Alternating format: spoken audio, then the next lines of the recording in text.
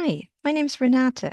Welcome to my YouTube channel, which is dedicated to intercultural communication and expat life, business skills and job search across cultures, and foreign language learning.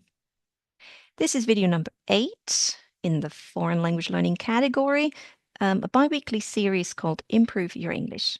So every second week, I'm going to publish a new video introducing you to 3 words and expressions, 1 idiom, 1 phrasal verb, and 1 executive vocabulary word to make your English sound more sophisticated and make you sound more adaptable, like to communication with, let's say, native speakers of English, if that's what you're looking for. So, as always, I'm going to share my screen with you, and I always put the 3 words or the 3 expressions into a full sentence. So here's our sentence for today. Not putting off the exam, but joining a study group instead was pivotal for passing the exam with flying colors. Now, as always, in this sentence, we have an idiom, phrasal verb, and executive vocabulary word. Our idiom for today is with flying colors, and I'll explain in a minute what it means. Our phrasal verb is putting off, and our executive vocabulary word is pivotal. Let's start with the idiom. With flying colors. This is an expression to mean I did something smoothly, easily, successfully. Not just I did it, but I did it in a very great and very successful way. With the best grade, let's say. I didn't just pass because, like in school grades, you need an A, B, or a C to pass, let's say. But I didn't just pass with a B or C, I passed with an A plus. So the best way possible is how you pass something or succeed in doing something with flying colors. So for example, you could say just 30 minutes and she had passed her driving test with flying colors, meaning she didn't make a mistake, there were no complaints, she just did everything perfectly and then got her driver's license with flying colors. Very useful idiom to use. Our phrasal verb of today was to put off with a double F, which means to postpone or to do something later. For example, you could say, don't put off this difficult meeting. It's easier to do it today. Of course, you could say don't postpone, but it sounds so official. Of course, you could say don't have the meeting later. It's not the same as put off. Put off has a very special feel to it.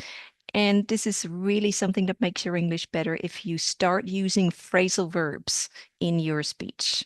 That really helps to make it sound better and sound more authentic when communicating with native speakers. So don't put off this difficult meeting. It's easier to do it today. And today's executive vocabulary word is pivotal. Pivotal means something extremely important because it's something that is responsible for a change. To pivot means to turn or lean into a totally different direction.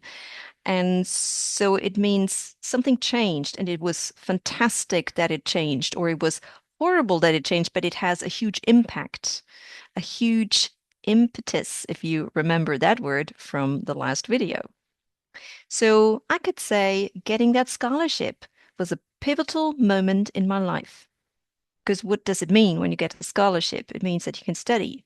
Um, you get tuition through the scholarship.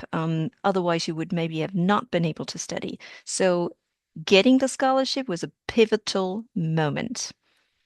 It changed something and it was very important. All right, so these are our 3 words for today. Let's go back to our original sentence. As always, I could have said this using easier words.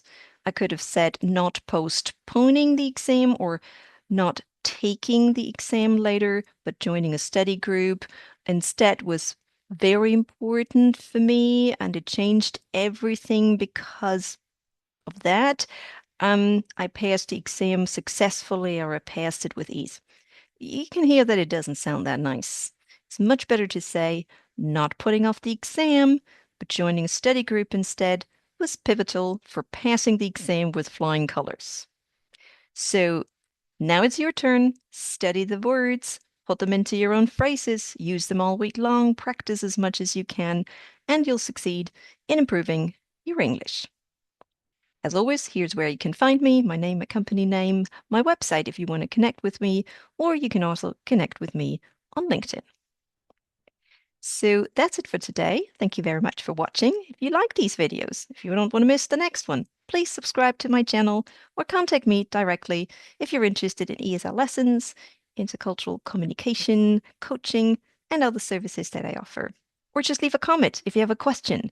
Just leave a comment here on YouTube. I'll be happy to answer it. Until next time, bye.